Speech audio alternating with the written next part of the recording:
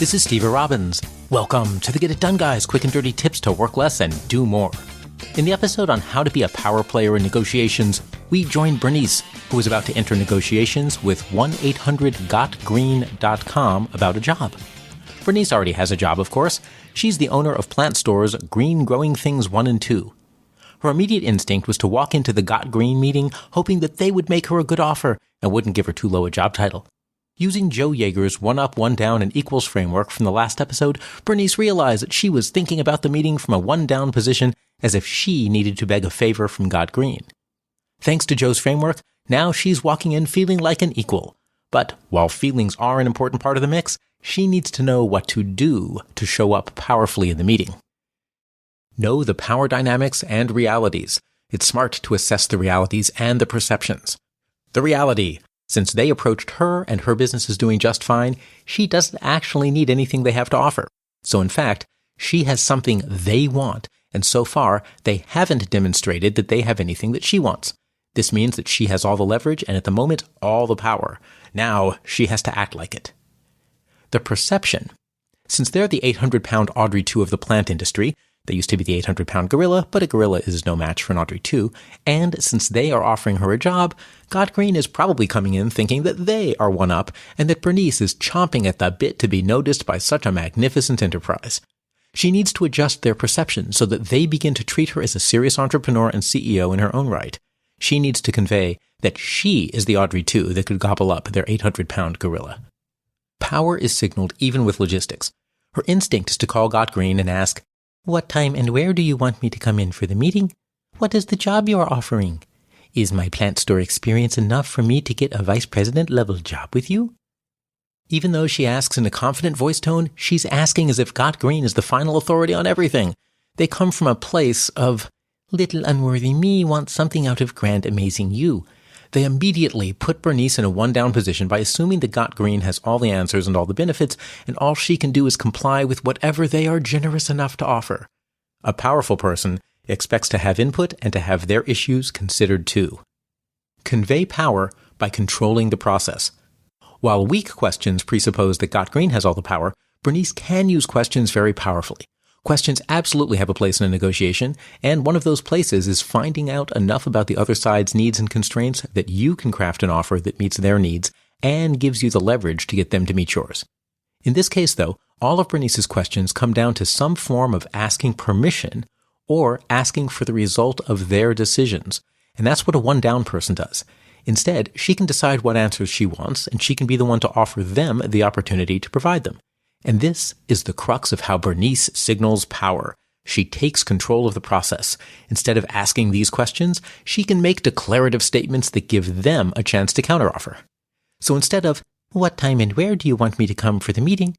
she can say, "Let's meet Friday at 5 at Green Growing Things 1 behind the Audrey 2 feeding pens. If you would prefer another time, let me know and we can schedule something." She's taking control of the process while leaving them all the leeway they need to choose a new date, time, or place. Framing things this way communicates, "I'm a busy person, I'm in control of the situation, and I'm going to move it along at my pace," instead of deferring to Got Green to move at their pace. She doesn't necessarily expect them to move at her pace. Large companies often move very slowly due to their size, but she is signaling that her needs are as important as theirs. Keep the process moving. When they say, "Great, we'll get back to you sometime later this week to confirm," it sounds like good news, but only partly, because that leaves the next actions in their hands. If they're still thinking of this as a standard employee interview, they might jerk her around for weeks before getting back to her with anything definitive. Her maneuver here is to keep the process moving herself. She does this by making sure there's always a next step on the calendar in a time frame that works for her. "That sounds great. I will expect to hear from you by Wednesday at 2 p.m. Does that work for you?" By using phrasing like, "I'll expect to hear from you," she's again making the power dynamic clear. She's an important person who has expectations about this process. She ends with a question that gives them the freedom to propose a different time, but she's making sure the process keeps moving and she never depends on them having to remember to get back to her. Rebalance the power dynamic subtly in your favor. "What is the job you're offering?" becomes, "We can talk about your needs and my needs and how we can work together." Instead of framing the discussion as them offering little defenseless her a job, she's framed the discussion as a meeting of equals trying to meet each other's needs. This is a much more powerful framing. Is my experience enough to qualify for vice president? Becomes, I am the founder and CEO of Green Growing Things, and that carries with it a certain level of status, autonomy, and control. Let us make sure that it is on the agenda for how my job with you will retain all of those things. Is there anything you would like me to add to the agenda from your end? Make yourself the decision maker. The first framing, is my experience enough to qualify, implies that Got Green is the judge of her. The reframe implies that they're equals by reminding them that she's a CEO, albeit of a small business, and that she has needs that are going to have to get met in order for them to get her. Suddenly, she's the one judging their offer, not the other way around. Then, she offers quite reasonably to add their items to the agenda. But notice that by doing so, now she's controlling the agenda, and she gets to be the one who's adding items that they are requesting. There's been a real change in who's one up and who's one down, and all it took was a couple of sentences. Bernice had the meeting yesterday at the time she suggested. It turns out that meeting by the Audrey 2 feeding pins gave her a bit more psychological control than she'd anticipated. There's nothing like the crunching sounds of an Audrey 2 feeding to make it clear who has the power. She explained her needs, listened to Got Green's needs, and at the end, both sides decided that the most sensible way to go would be for Green Growing Things to acquire gotgreen.com. Details to be determined. Next time you go into a negotiation, take a moment to assess your mental state, to assess the real power dynamics, and to assess how you're thinking about the power dynamics. Don't ask a lot of permission questions. Instead, use declarative proposals of working together that give the other side a chance to respond.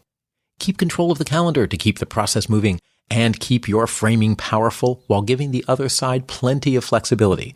I'm not saying you'll take over the world this way, but if you do, send along a 7 or 8 figure bonus check for the Get It Done guy. There are 2 B's in Robbins. I'm Steve Robbins. Follow Get It Done Guy on Twitter and Facebook. I run programs to help people have extraordinary lives and extraordinary careers. You want to know more, so visit steverobbins.com or join my personal mailing list by texting Get It Done to 33444.